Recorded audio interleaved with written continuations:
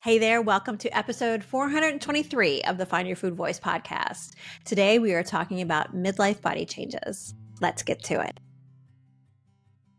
Hey there, dear voice finder. I am Julie Duffy Dillon, registered dietitian and your host. I'm excited to share with you this week's episode. Today is a letter episode. And if you're new to the podcast, letter episodes are letters written from listeners just like you who write a letter addressed to food. And in the letter, they unpack all of the complicated bits. And me and a guest, well, we sift through it. And today's expert is Dr. Jen Salib Huber, who is a dietitian and naturopathic doctor. She helps me sort through the conversation about midlife body changes. This is an important conversation. I think so many of us can connect to it. And of course, me, I turned 50 this year. So this is something that I'm definitely thinking a lot about, and I have for a while. I hope this episode helps you no matter where you are, no matter what season of life you're in, and that you can help the person coming on behind you. That's one of the things we talk about is how community is such a big part of helping during life transitions. So this episode's letter is a very special archived letter, and I want you to know that you can also submit a letter. I would love to read it. You can get to the instructions on how to get to the letter over at my website at julieduffydillon.com. Before we hear this episode's letter, I want to share with you a little bit about my book, Find Your Food Voice. It's the same name as the podcast, of course, and Find Your Food Voice is the book if you have a complicated history with food and you have tried so hard to just enjoy eating again. And just like this podcast, every chapter of the Find Your Food Voice book includes listener letters. And so I think if you like letter episodes because you like hearing the actual letter and what people are experiencing, you are going to love this book too. So you can get to it at julieduffydillon.com or anywhere books are sold. All right, let's go ahead and listen to this episode's letter. Dear Food, we have had a complicated relationship. This was always destined for us based on my family history. My grandmother was a dancer, desperate to be thin, and so she constantly bullied and criticized my mother and aunts about their weight. In response to this, my mother vowed never to mention diets to me. The first time I even heard the word diet, she got suddenly serious and told me to ignore it. In fact, she never really talked about you. I didn't do a lot of learning to cook or eating adventurously or balancing my meals. I learned a lot about comfort eating, especially when my parents broke up. But I do have some wonderful memories of family meals, making salads with my sisters, or sitting around a big Sunday roast. I caught the theater bug early, and my first serious attempts at restricting you were in my teen years, trying to get thin so I could look good on stage or get cast in the roles I wanted in our community theater. I wanted an eating disorder. I wanted to be like some of my mom's students, the girls who passed out in the bathroom. I felt out of control and wanted to be diagnosably sick so I could therefore be treated and fixed. In my 20s, my relationship with you looked more like binging than restricting and believing that this was a serious problem. I joined a food related 12-step program. I grew a lot spiritually and finally felt at peace with you, but realized now that it was basically dieting with a side of spiritual baggage. I'm still confused about whether my binging was a problem and whether that program and some of its food rules was a good choice for me. I moved to a different country to go to grad school and found I couldn't keep up with the demands of the program with such massive life changes. I now know it was completely normal that I gained back all the weight I lost, plus more. I'm no longer restricting you and feel more balanced. I'm still gaining weight, which is frustrating mostly because I can't afford to buy clothes that fit. I feel frumpy and I miss being stylish. As my body ages, I feel myself slowing down, and I'm a little sad that I will probably never be thin again. But I'm beginning to be ready to face what is next in a relationship as friends and not enemies. Sincerely, Aging from Australia. All right, listener, that was our episode's letter. I want to share with you a little bit about Jen Salib Huber. She is a Canadian registered dietitian, naturopathic doctor, and intuitive eating counselor on a mission to help women manage menopause without diets and food rules. She supports women through the physical and emotional shifts of perimenopause and menopause using a health at every size approach, intuitive eating, and practical nutrition. Jen hosts the Midlife Feast podcast and community and is the author of the upcoming book, Eat to Thrive During Menopause, and it's out October 21st of 2025. I'm excited for you to hear my interview with Dr. Jen Sleep Huber in just a minute after a very quick sponsor break. Hey, Jen, how are you doing? Hi, Julie. I'm doing well. How are you? I'm good. I'm so glad that we had a chance to talk. And did you get a chance to read the letter yet? I did. It's a really beautiful letter. I felt It like it was is. like the story I think is relatable, but it was also unique. Like I was really interested in her story. Yes. Yeah. The thing that I'm thinking about with this letter that it is very unique, but I wonder how many people can relate to it because the concept of being like leery of diets or just like thinking of diets as a bad thing, I think of like generationally as kind of new, right? Yeah. And so for this mother of the letter writer to like be like, no, I'm going to stop the cycle. Like, it's interesting to hear from someone who has gone through that side of it. I don't know. So that's something that I was thinking about. I'm like, I don't think I've seen a letter like this before, where like the Yeah. diet culture stuff was in their family and someone tried to stop it, and And that was kind of my first impression, was just that it was really layered because, yes. Yeah. starting with my my grandmother had Mhm. been on a diet. And so my mom didn't want to expose me to diet culture. I think that assuming that this person is, in midlife, so at some point of like 40s, 50s, or 60s, that definitely would not have been the most common experience because, Right. I talk to people in midlife every day and 99% of the time the stories start with my mother was always on a diet. Yeah. Yeah. And so, this person's mother was really kind of ahead of the curve. And yet, diet culture still Mhm. found its way into this person's story. Right. And something that I just realized is this letter writer doesn't mention if their mom was ever on a diet.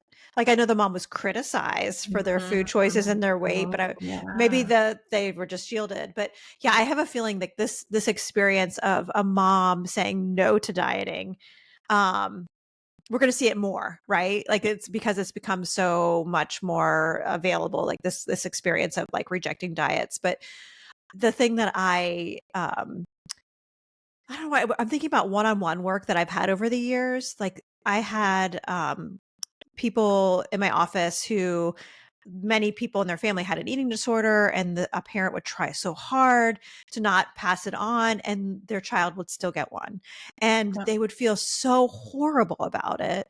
And like this letter, it kind of shows in a sense, like there's some things I probably would have done differently, but like Mhm. this mom did everything that they knew how to do, and her child still struggled. And it's like Yeah. that happens sometimes, right? Like sometimes the world we live in is still pretty messed up with its relationship with food.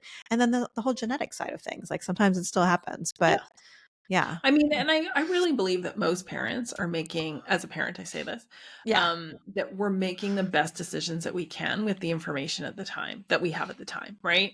Yeah. And sometimes, though, not talking about the thing, like when we think about like how, sex education was taught in the Yes. like, so like Yes. don't talk about it and teenagers won't have sex. So it's like if we Mhm. don't talk about diet culture and we don't talk about it as something that is out there, like unless you Uh-huh. live in a bubble, you can't.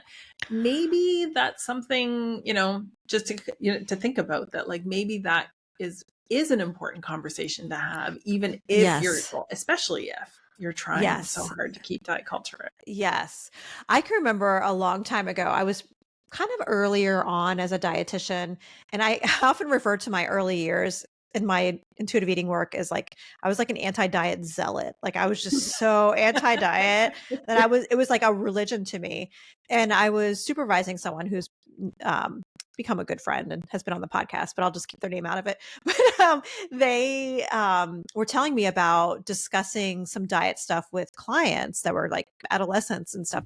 And I was like, oh, that's interesting that you're talking about it. And she was like, everyone's talking about it. Like, why not? we talk about it too, so then we can help them have information and to arm them. And I thought about that when I was reading this letter. It's like, yeah, like that's something that maybe we all can take from this is like kind of like with sex ed, like giving people information Yeah. and giving them like what you want them to know is something that can really help prevent things if possible, Yeah. but not always. I don't know.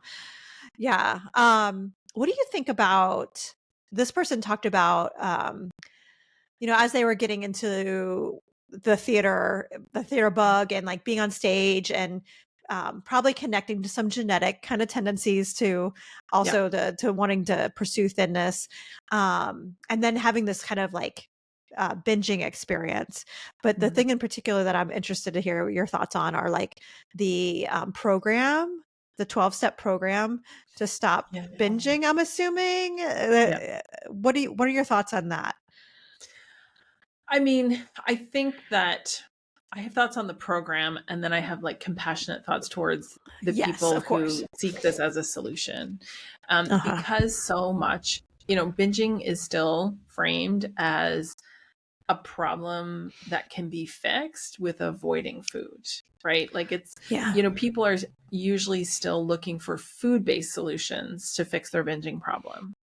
And so reading this, I have so much compassion because I've worked with so many people who have done, I'm pretty sure I know what that 12-step program is, Same. you know, Yeah. and, the first time that I came across it was when I had a brick and mortar office and I Uh-huh. had made cookies and brought cookies into my office. So I just had them kind of there sitting on my desk and somebody came in and they were new. And I was like, "Oh, would you like a cup of tea? And would you like a cookie?" And she said, "I can't because I'm in recovery from this 12-step program." And I was like, and that was the first time I'd ever heard of it. And when I looked it up, it made me realize just how fearful Yeah. we how much fear we have about food. So when I think of the fear that this person must have felt, the pressure that they felt as a performer on stage, where a certain body type is what is expected, Yeah. that any situation that left them feeling out of control with food would have probably felt like it needed a really big Yes. solution, right? Yeah. Well, yeah, and I think about now this person is in midlife and experiencing body changes that we all get to experience if we're lucky enough to get old, so like I think about how we are expected as we go through the aging process to cut out food groups. Like that's just the expectation. Yeah. Um, it's horrible, right? Like, because I like think about like Yes. it's not it didn't work in when someone's in their 20s or 30s. Like, why would it work in your 40s, 50s, or 60s?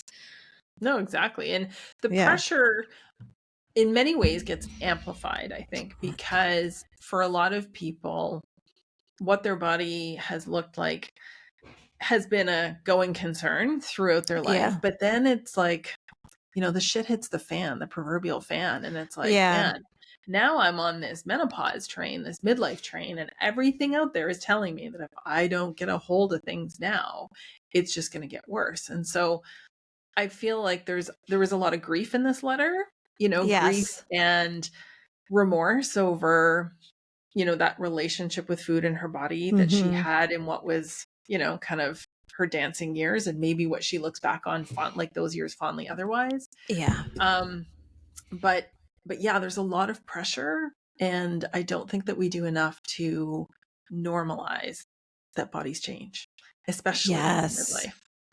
Can we talk more about that grief part that you're talking about? Because Yeah. I can think I'm 50 now, but I can remember in my early 40s experiencing body changes, and I don't know why I didn't really appreciate what was ahead. But I mean, Mhm. it felt pretty drastic, like how, like, so not even just how my body looked, but like how I experienced it, energy levels, my eyesight, like all these different things Yeah. changing. And when you said grief, I'm like, yeah, that's what I remember doing a lot of grief work with my therapist.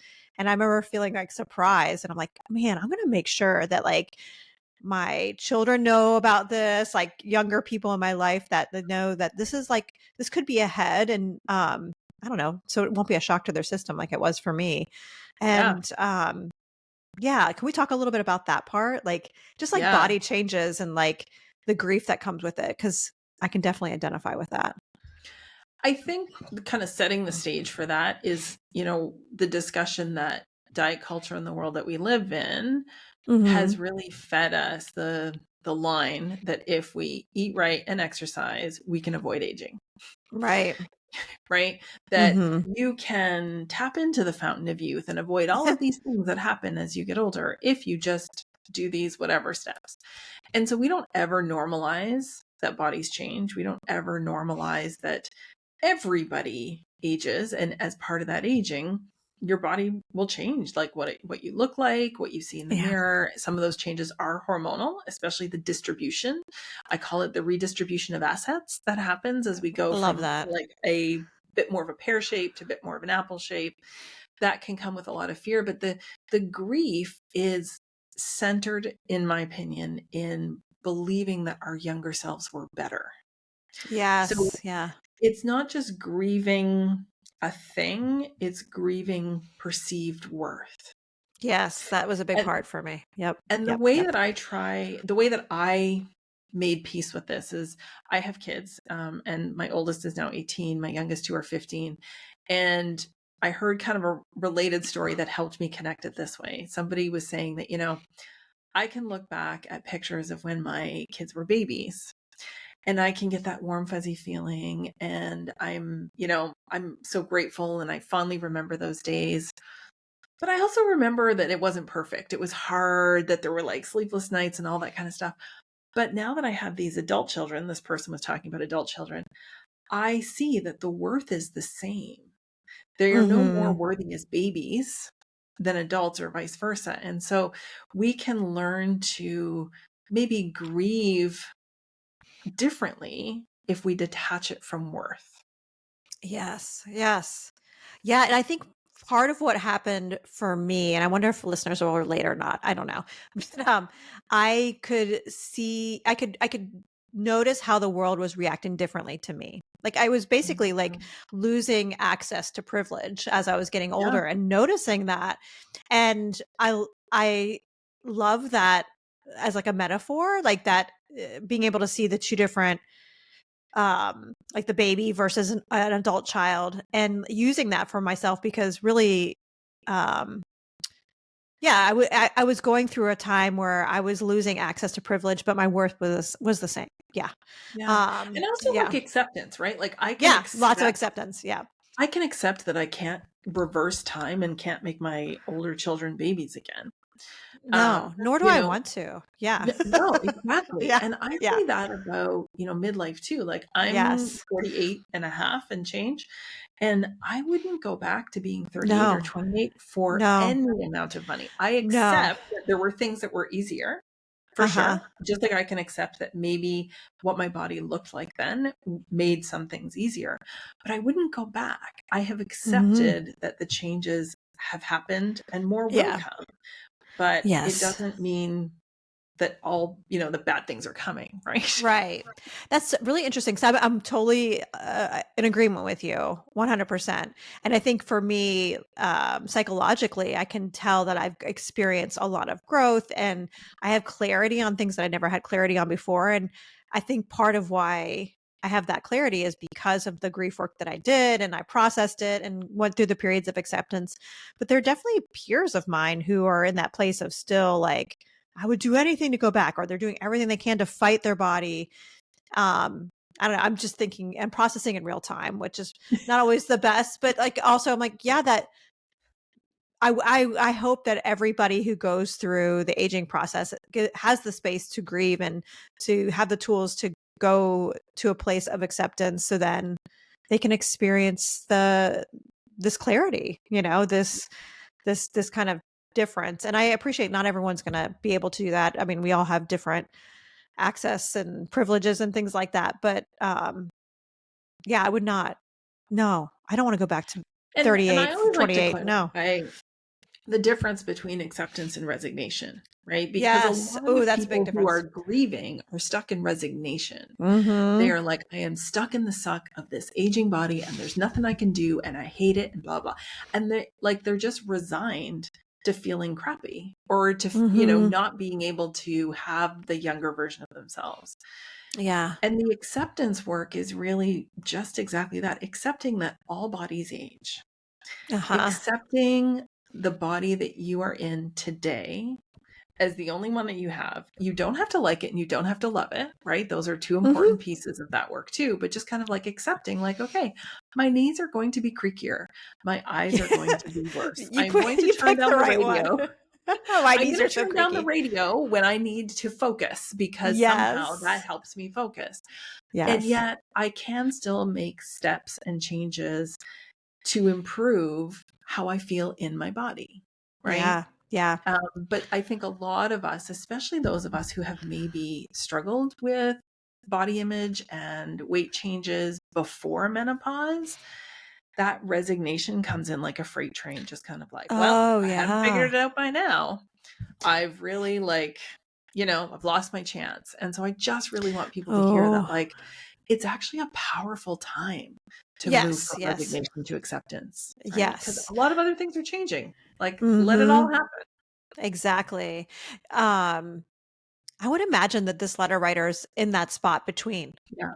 acceptance and resignation. Because like in that last paragraph, it's like I can tell this person's coming along, but and they Mhm. use that word like frumpy, which I think all of us probably Mhm. toss around a little bit, and miss being stylish, like thinking like, okay, I don't have access to that anymore. And then, but then I can hear like there's starting to be acceptance, but maybe Yeah. not able to imagine what that can look like as a positive yet. Um, I is think there the something seeds that, have been planted for sure. That's yes. what I read Yeah. too. Yeah. Mhm. And I wonder if I'm thinking about this person's mom. Like maybe that's something that the mom kind of helped with. I don't know. Like maybe there's I want to give that mom just some high fives from doing the best that they could. Um, and yeah, for someone who maybe is in that space, because I would imagine many people listening to this podcast, like I mean, it's obvious my podcast is a non-diet podcast, and if they're listening to this because like, oh, I saw this is about midlife and beyond, maybe they are seeing the duality of this resignation versus acceptance and wanting to go towards acceptance. Like what can people do to like help themselves move Yeah. towards that? The first step for anything, and even for this reader, is self-compassion, right? Okay. Hmm. I think there's such a push in the aging space for optimization and like we Yes. should always be trying to make ourselves better. What if we started from a place that you are enough? That as Mm. you are today, in the body you have today, regardless of why you think you're in this body today, like that is acceptance, right? But having the self compassion to be like, you know what? I probably have done the best that I can with the Hmm. resources that I have, you know, over the course of my lifetime. So, acceptance is a practice. I also really like body appreciation as a tool for acceptance. And, there's so much good evidence around that too in practice of like, if we can have a gratitude practice for our bodies, right? For this reader, having gratitude for a body that danced, that allowed her to Yes. move to music and to perform doing something that she loves, even if she can't do that now. Like gratitude for that body or that phase of her body, gratitude for, what our bodies can do. Gratitude. Like I had 3 kids and a set of twins in under, 3 years. And I was like, I am so grateful that my body was like magical that way. And then I could feed them and carry them and nurture them. And, there are still signs of the body that did that. And there always will be. So I actually have like Hmm. gratitude now for like my stretch marks and my scars. And so I think a gratitude practice that is centered in self-compassion is moving away from that self-improvement movement that it can be really loud these days would Yeah. probably be a first step. Yeah. Yeah. I know what's helped me a lot is knowing women older than me who Yeah. have gone through, they're just a few steps ahead. And I feel really lucky. I have some amazing people that live in my neighborhood, and two in particular, they're in their mid 60s, and they they kind of have taken me under their wing. And so, and they just have informed me like what's ahead. And they've been really sometimes funny about it, but also just like, hey, heads up. And this is how I got through it. And let me know when you need help on it and things like that. And I love that so much. So that helped me to just to know it's going to be okay. Yeah, Um, absolutely. yeah. Because I Having think, mentors, right? I mean, just that you can be yes, like, oh, here's somebody who's that's that village, right? That we just don't have yes. access to in the way that we would have in Hmm. another time. Not good or bad, it just is. And, Yeah. Yeah. being able to kind of have these people to look up to is something that we miss. Yeah. Well, I think the diet culture and restricting or like thinking you have to cut out foods, it's a very isolating thing. Yeah. It's um it gets in the way of like connecting with people over food, and then also like shame if you don't feel like your body looks the right way or if you're eating the wrong things. And so it just keeps us from having access to that, to like see people who have gone before you. And that's why, yeah, I feel so grateful to just have people in my life that have been able to like, yeah, share what's ahead. And this person mentions like feeling like they can't be stylish anymore. And Mm, I can remember like I'm not somebody that's not, I never use the word stylish for myself, but I've always enjoyed like interesting looking clothes. I don't know. Like I like finding consigned and thrift clothes, like just things that are like are, I don't know. I always kind of like things that are a little odd, and including in my clothes. And so when I was going through some of these changes, I remember feeling really sad too. But then again, some people in my life, were very like stylish and not the same way as me, but they just were into it. And I was like, oh wait, I I can, why yeah. can't I be stylish? I don't know. Like, why can't I like Yeah. still have fun with clothes? And it may look a little different. I don't know. Like I like different types of clothes on my body now than I did probably 20 years ago, but whatever, who cares? so, so yeah, like Exactly. look for people who are doing this in a body that maybe looks like yours. And, yeah, is doing Yeah, things in the way that you want, that's celebrating it. I don't know. I find that there's so absolutely. many people, I know you're on Substack, and I find there's a lot of people on Substack who are doing that, just talking about like aging in a way that's like, let's celebrate. Yeah. Well, and one of my big take home messages for people going through menopause is that we're going to spend at least a third of, if we're lucky, we're going to spend at least a third of our life in postmenopause. So let's really move out of the mindset that this is the end of something. It is a Right. transition Yes. from one phase to another. And just like, going from like a child or a young teen tween into like, your 20s and 30s, like there are a lot of changes and some of those are uncomfortable and there are a lot of good things that happen. Like this is just another transition. Yeah. And the best news about it is that when we look at the data that we have from people in postmenopause, and there is some good data, we're happier than our premenopausal selves, Yep. right? So, and part of that is because we know ourselves better. We're very clear on what we want and don't want, right? Now we Hmm. just have to add in that confidence that comes from trusting ourselves, Yes. trusting our sense of style, trusting what we want to eat and that we know how to eat, trusting movement that feels good and not what we think we should do. So, I really want people to be excited about life after menopause because there really Yes. is so much life to come. Love it. So tell us what you're working on right now. What's going on in your Well, the big news in my world is that this is my latest baby. This is my Aw, book, Eat to Thrive it's so During pretty. Menopause. And it comes out on the 21st. And I wrote this book because it's the book that I needed 10 years ago. So when I went Mm, into perimenopause early at 37 and was fully menopausal by 44, I tried hormone therapy and wanted it to work, but didn't. But it also brought up perimenopause brought up a lot of disordered eating for me and a lot of body stuff. And, all I could find was how to diet in menopause books. There yes. wasn't, and I was learning about intuitive eating and I was learning about menopause. And I kind of had to bring them together for myself, which then became kind of the basis of like the work that I do. And that is the book that I've written. So it really is a menopause nutrition, super evidence based, but written through that intuitive eating non-diet lens. So there's lots of recipes, and there's just lots of ways to eat kind of for this season, but also the next Mm-hmm. season, so that you feel supported through all the seasons. Yes. Like you said, this is not like a short time period. No. This is going to be a long time of our life. Yeah. Yes. Yes. I heard And someone it, call it the U-turn or something. Like it's not like the oh, end, it's a U-turn. I'm like, that's so true, right? yeah, I know. I love that. And I was just going to say that, one of the reasons why I wanted it to be a cookbook and have a bit more of a kind of emphasis on the food piece is because those gentle nutrition conversations can get really sticky. Yeah. Yeah. And, especially like protein, we won't go there because we'll be here for an hour, but, like, it doesn't have to be a full-time job. Like you can be Right. intentional about it without making it a full-time job. And so Yeah. having those gentle nutrition conversations was something that I was really passionate about when it came to Good. menopause, because food matters, just not in the way we've been led to believe. Well, the book is beautiful. So Thank I'm you. excited to have my hands on it. So congratulations. And I will put links to it in the show notes. If Thank people you. want to know more about you, where's the best place for them to go? Well, I hang out on Instagram a lot at Okay. menopause.nutritionist, but I also have a podcast and a Substack called The Midlife Feast.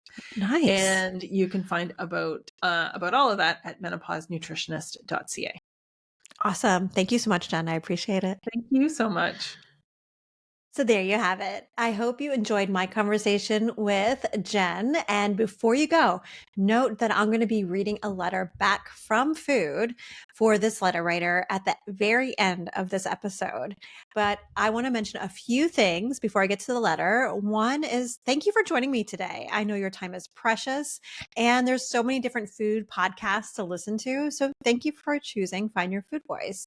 And in 2 weeks, I will have a new episode for you. It's another letter episode. And this one has guest expert Bonnie Roney, who I recently met because I was on her podcast called The Diet Culture Rebel. And so I invited her to come on mine as well. So I'm looking forward to sharing that episode with you in 2 weeks. But in the meantime, you can hang out with me on TikTok and on Substack.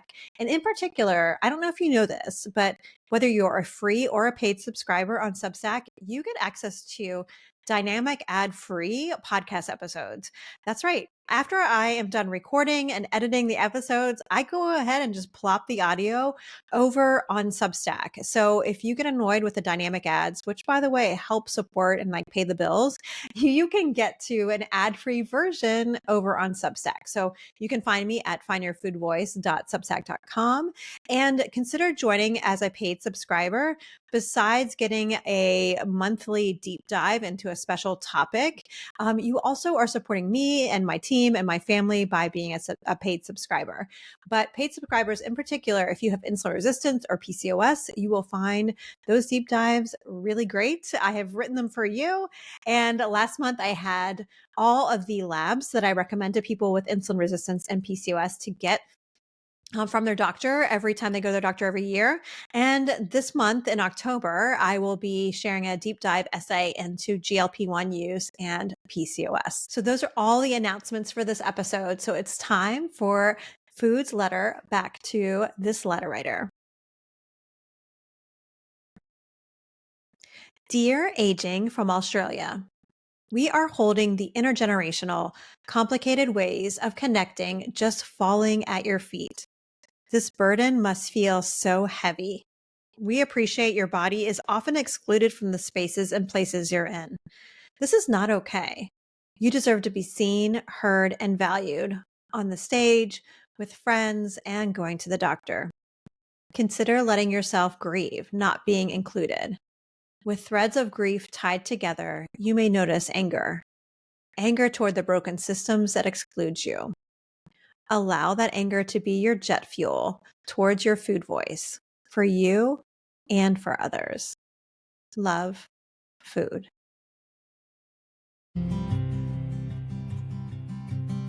Home is with you wherever that may